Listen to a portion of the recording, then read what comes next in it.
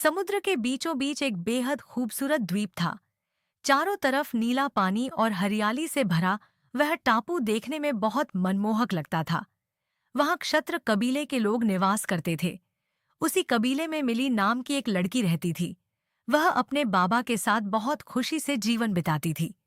मिली स्वभाव से चंचल, होशियार और समझदार थी। द्वीप के एक किनारे पर एक विशालकाय दानव रहता था। वह बहुत शक्तिशाली था और अपनी ताकत पर उसे बहुत घमंड था। वह पूरे द्वीप पर अपना अधिकार जमाना चाहता था और अपनी मनमर्जी चलाता था। कबीले के सभी लोग उस दानव से परेशान थे। वे समुद्र से मछलियां पकड़कर अपना जीवन यापन करते थे।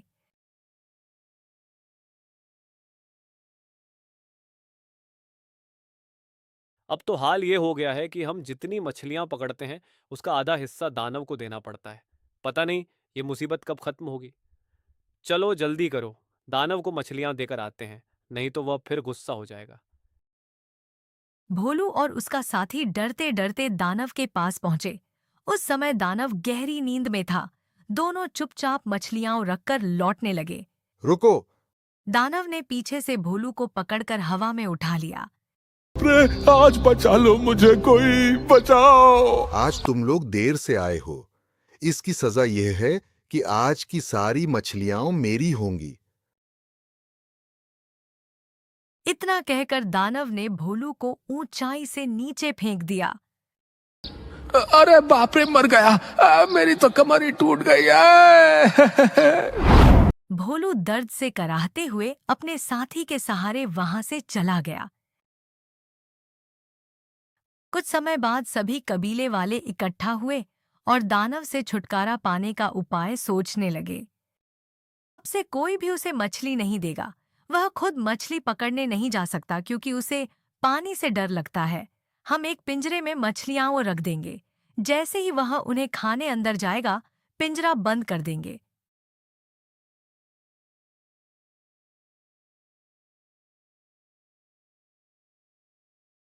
कबीले वालों ने योजना के अनुसार काम किया और आखिरकार दानव पिंजरे में कैद हो गया।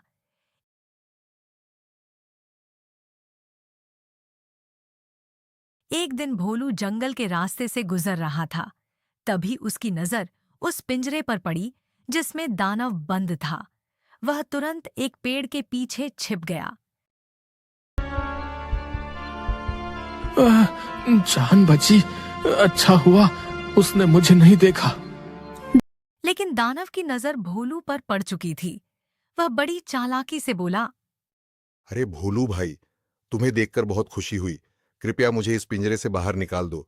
मैं वादा करता हूं कि अब किसी को परेशान नहीं करूंगा। नहीं नहीं, तुम बहुत घमंडी और बुरे हो। तुम सबको तंग करते हो। मैं तुम्हें नहीं खोल सकता। कई दिनों से भूखा हूं। अब तो लगता है मेरी आखिरी घड़ियां चल रही हैं। बस एक बार मुझे बाहर निकलकर खुली हवा में सांस लेने दो।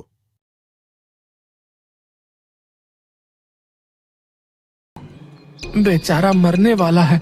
इसकी आखिरी इच्छा पूरी कर देता हूँ। अच्छा अच्छा, ठीक है भाई, खोलता हूँ। भोलू ने पिंजरे का कुंडा खोल दिया और दानव तुरंत बाहर निकल आया। तुम सचमुच बहुत बड़े मूर्ख हो भोलू। तुमने कैसे सोच लिया कि मैं तुम्हें छोड़ दूंगा? मैं कई दिनों से भूखा हूं और अब तुम्हें खाकर अपनी भूख मिटाऊंगा। अरे ऐसा मत करो। मैंने तुम्हारी मदद की और तुम मुझे खाना चाहते हो। यह बुरी बात है। देखो, मुझे जाने दो।